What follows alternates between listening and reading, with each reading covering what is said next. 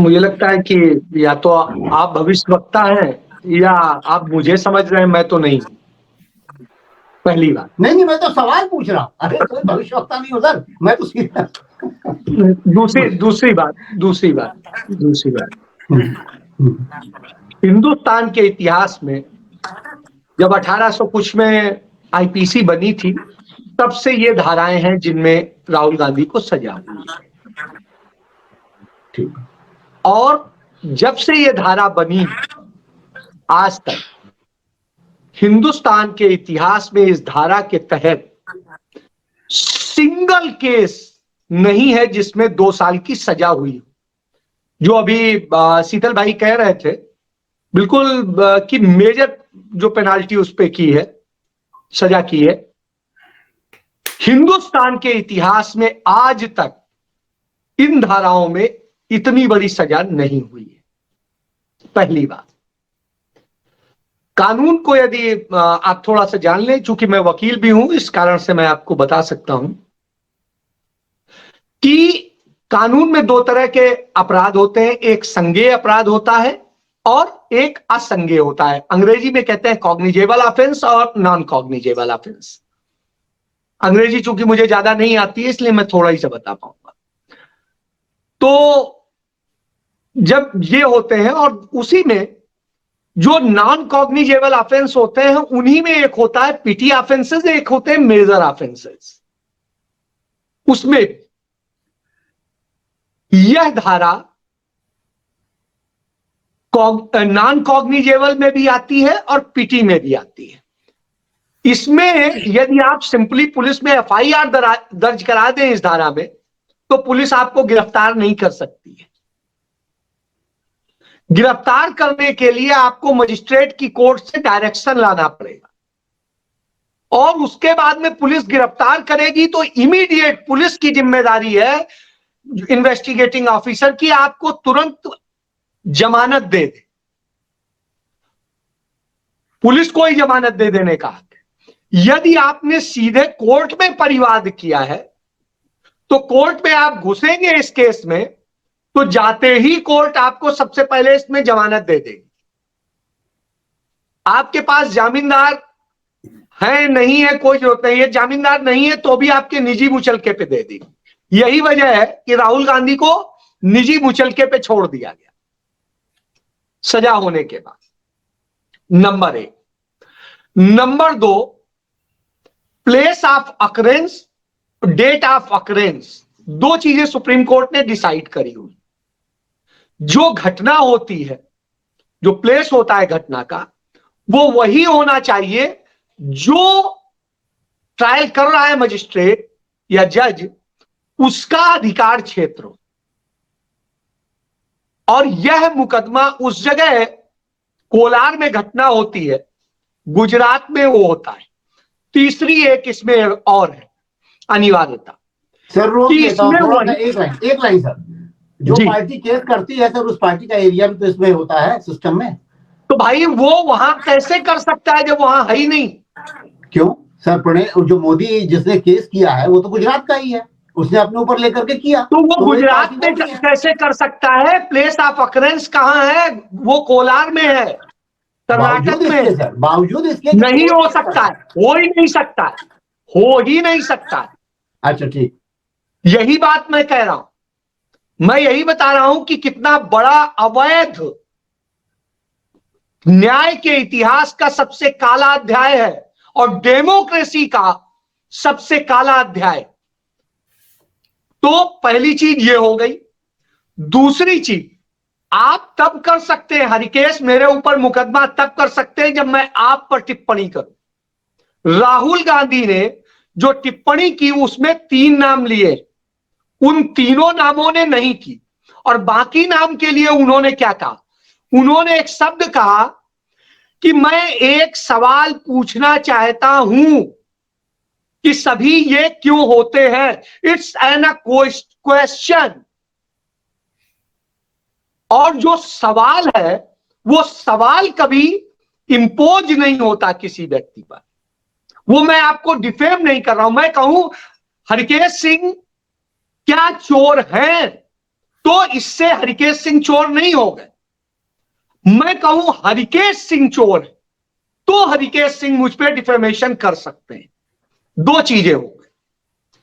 तो मैंने हरिकेश सिंह को नहीं कहा, मैंने ये क्वेश्चन रेज किया, पहली बात।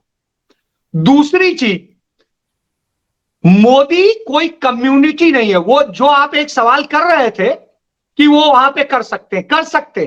कब कर सकते थे कि मेरी भावनाएं आहत हुई। यदि मोदी कोई कम्युनिटी होती, मोदी कोई कम्युनिटी नहीं है, सरनेम है, और सरनेम कम्युनिटी नहीं होता, इसलिए नहीं हो सकता है। एक चीज, इस पर भी सुप्रीम कोर्ट की गाइडलाइन है, रूलिंग है।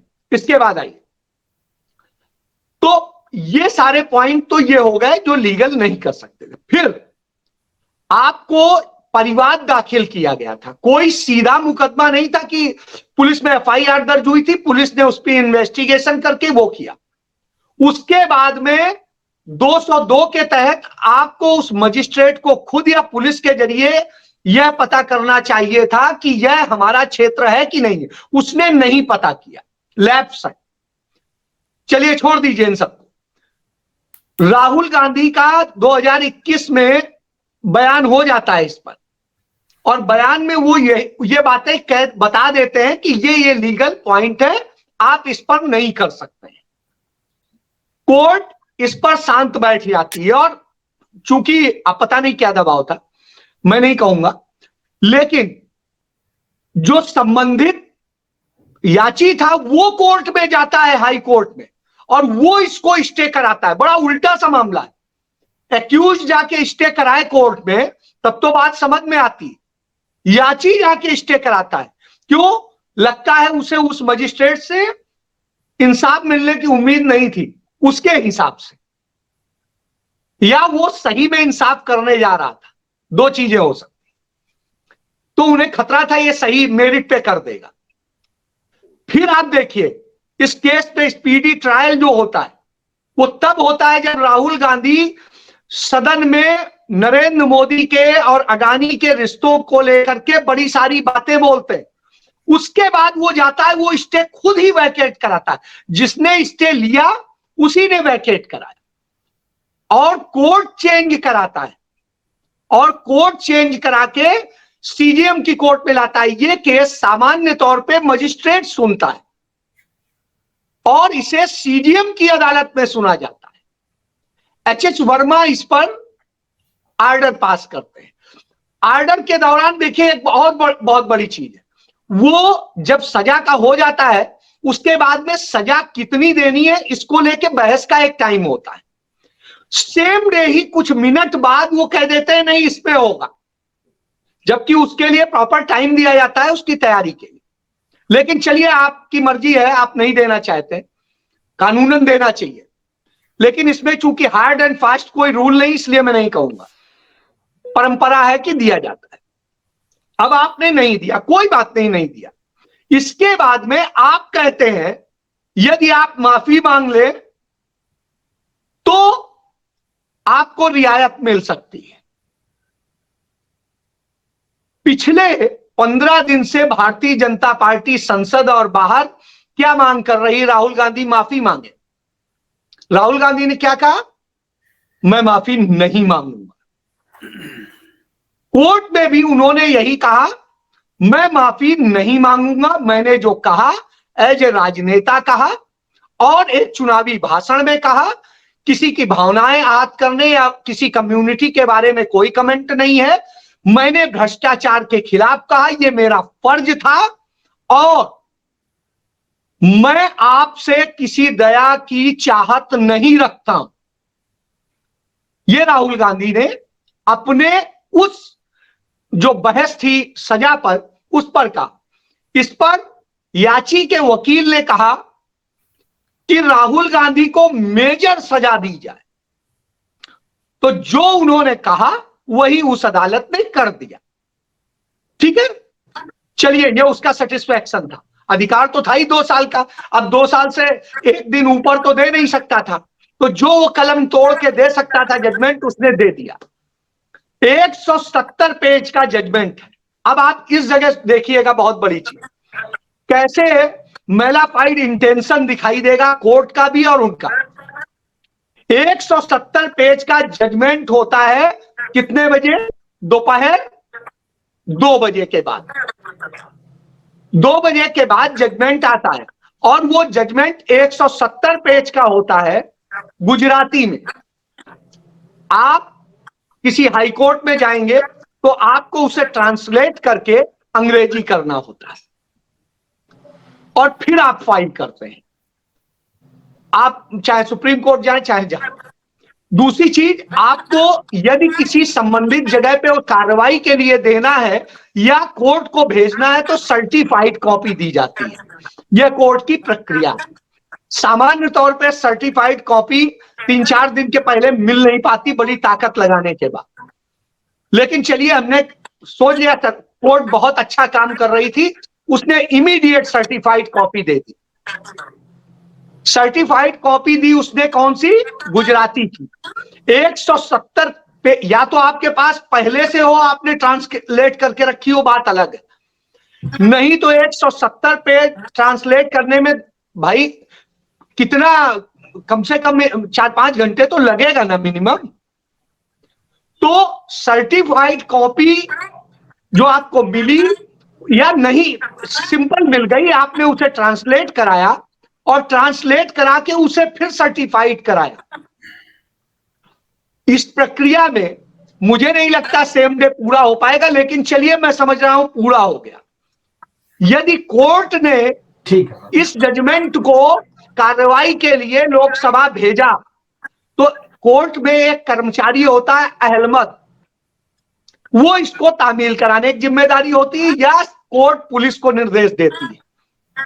तो साहब, यह लोकसभा सचिवालय पहुंचेगा तो स्वाभाविक सी बात है कल की डेट में तो पहुंच नहीं सकता था, क्योंकि जब जजमेंट निकलेगा और वो जाएगा तो कल की डेट में दिल्ली जाके टाइम पे सचिवालय 5 बजे उसका कार्यालय बंद हो जाता है, लोकसभा सचिवालय का, तो बंद होगा। चलिए मैं कहता हूं 8 बजे भी आप पहुंच गए तो भी नहीं रिसीव हो पाएगा, तो आज ही रिसीव हुआ होगा। तो यदि आप रिसीव कराते हैं तो वो प्रक्रिया सुन लीजिए। आप रिसीव कराते हैं सचिवालय में, रिसीव कराने के बाद में वो सेक्शन ऑफिसर के पास जाता है, सेक्शन ऑफिसर उसको पूरा पढ़ता है, उस पर नोटिंग बनाता है, वो नोटिंग जो है जाती है डिप्टी सेक्रेटरी के पास, वो उसे इंडोर्स करता है और उसके मतलब वो भी पूरी पढ़ेगा 170 पेज। उसके बाद में वो जाएगी ज्वाइंट सेक्रेटरी के पास, फिर जाएगी सेक्रेटरी के पास और फिर जाएगी जनरल सेक्रेटरी के पास। जो पूरी प्रक्रिया नहीं, सुनिए पहले। तो वहां जाएगा और उसके बाद लोकसभा अध्यक्ष के पास जाएगा, फिर लोकसभा अध्यक्ष उस पर लीगल राय के लिए भेजेंगे, लीगल राय ली जाएगी और लीगल राय के बाद फिर जो एक्यूज्ड है उसको एक नोटिस जाएगा कि आपकी सदस्यता रद्द करने का फैसला लिया जा रहा है, इस पर आपको कुछ कहना है। और नरेंद्र मोदी जवाब का सिंगल विंडो प्रोसेस रखूंगा। अरे एक मिनट सुन लीजिए। तो जवाब मांगा जाएगा, जवाब तो कोई मांगा नहीं गया। इसके बाद में उन्होंने सीधे जारी कर दिया कि हाँ साहब आपको सदस्यता निरस्त की जाती है। अब आप बताइए, यदि देश में इतना तेज बुलेट ट्रेन की स्पीड में या रॉकेट की स्पीड में ये होने लगा है, तो हमें लगता है हिंदुस्तान के किसी ऑफिस में एक सिंगल फाइल पेंडिंग नहीं होनी चाहिए। सर एक बात इतना अच्छा आपसे इतनी बातें, इतनी लंबी डिस्कशन, इतनी बातें आपने कह दी, बता दी, सब लोग सोच रहे होंगे कि आपने पूरा प्रोसेस बता दिया, लेकिन आप ये भूल रहे हैं सर कि नरेंद्र मोदी इसी चीज के तो वो है, मतलब तो साहब फिर ये आवरण मत ओढ़िए कि ये जो है जजमेंट पाक साफ है और सब कुछ पाक साफ है, फिर तो इसका मतलब है आप ये कोई भी नहीं कह रहा। आप सुनिए हरिकेश, आप एक बेटा अपनी मां के साथ बलात्कार कर रहा है और वो मां कौन है?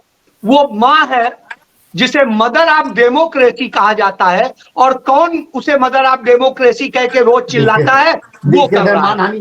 मानहानि अभी अभी हुआ है सर, अपने ऊपर मत लीजिए, अभी कल ही ये बात मुझे चिंता नहीं है सर, मैं लड़ने में, मैं 28 मुकदमे, सुनिए, मैं 28 मुकदमे लड़ चुका हूं मानहानि के, इसलिए मुझे फिक्र नहीं है।